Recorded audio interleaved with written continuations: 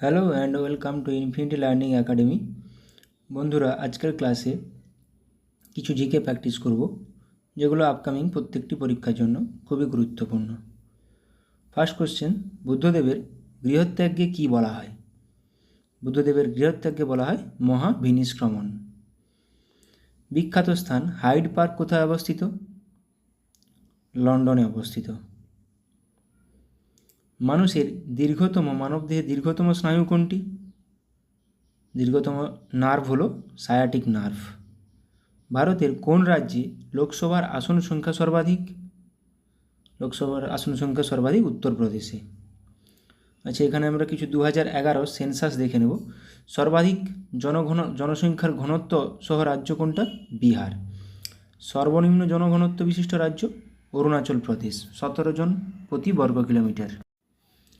সর্বনিম্ন জনসংখ্যা সহ কেন্দ্রশাসিত অঞ্চল লাক্ষাদ্বীপ। সর্বোচ্চ জনসংখ্যার রাজ্য, ওটা জনঘনত্ব ছিল, এটা জনসংখ্যার রাজ্য উত্তরপ্রদেশ। সর্বনিম্ন জনসংখ্যার রাজ্য সিকিম। সর্বোচ্চ লিঙ্গ অনুপাত সহ রাজ্য কেরালা।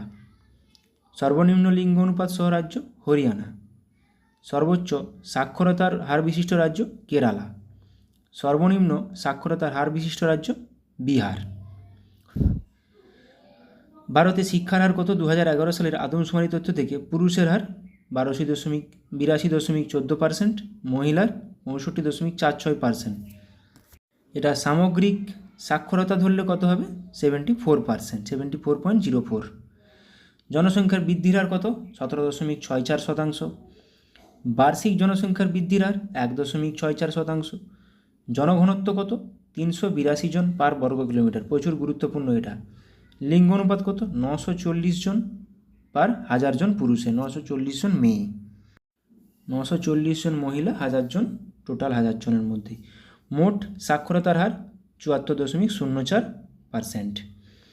আয়তনে সবচেয়ে বৃহত্তম রাজ্য রাজস্থান। আয়তনে সবচেয়ে ক্ষুদ্রতম রাজ্য গোয়া। আয়তনে বৃহত্তম কেন্দ্রশাসিত অঞ্চল আন্দামান ও নিকোবর দ্বীপপুঞ্জ। আয়তনে ক্ষুদ্রতম কেন্দ্রশাসিত অঞ্চল লাক্ষাদ্বীপ। সর্বাধিক সাক্ষরতা বিশিষ্ট রাজ্য কেরালা। সর্বনিম্ন সাক্ষরতা বিশিষ্ট রাজ্য বিহার। সর্বাধিক সাক্ষরতা বিশিষ্ট কেন্দ্রশাসিত অঞ্চল লাক্ষাদ্বীপ। সর্বনিম্ন সাক্ষরতা বিশিষ্ট কেন্দ্রশাসিত অঞ্চল দাদরা ও নগর হাভেলি, যেটা দামন ও দিউর সঙ্গে এখন একত্রিত হয়েছে। ইন্ডিয়া আফটার নেহেরু বইটির লেখক কে? ইন্ডিয়া আফটার নেহেরু বইটির লেখক কুলদীপ নায়ার। গরবা নৃত্যশৈলী কোন প্রদেশে প্রচলিত? গরবা, এটা গরবা না, গরবা এটা গুজরাটের প্রচলিত নৃত্য। কিছু নৃত্য দেখে নেব পশ্চিমবঙ্গের। ছৌ, বাউল, কাঠি, কীর্তন, মহল, ঢালি, ঢালিটা ইম্পর্টেন্ট, গম্ভীরা ইম্পর্টেন্ট। অসম বিহু, খেলগোপাল, কঙ্গালী বিহু, রাসলীলা। মণিপুর রাসলীলা, মণিপুরি, কাবুই।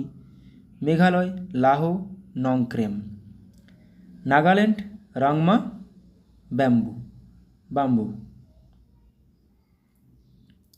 মিজোরাম খোয়াল্লাম, চেরাও ড্যান্স, মিজোরামের খুবই গুরুত্বপূর্ণ। বাঁশ নৃত্য।